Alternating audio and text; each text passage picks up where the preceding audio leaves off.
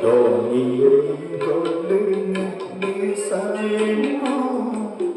amoname rokong ngago aunengo munggo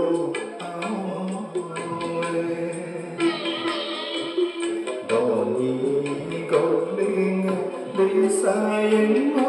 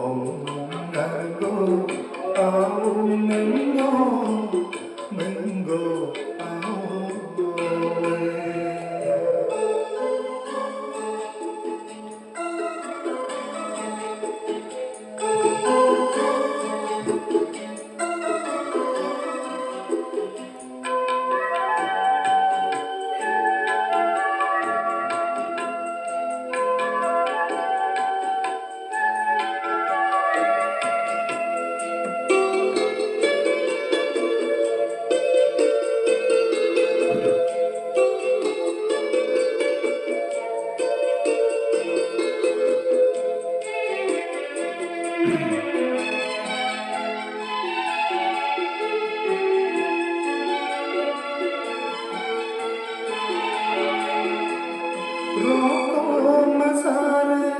rain moli dika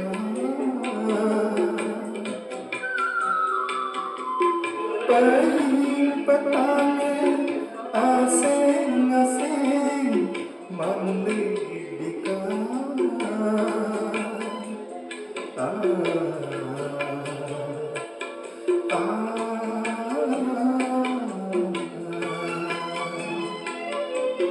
Rokok masare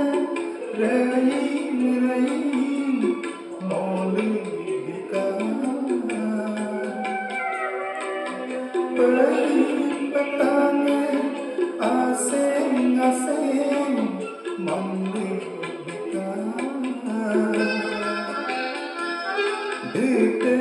mopane apun angkono dite mopane sipun angkono kanthi toko mengki toko mengki tange Doni golden desainmu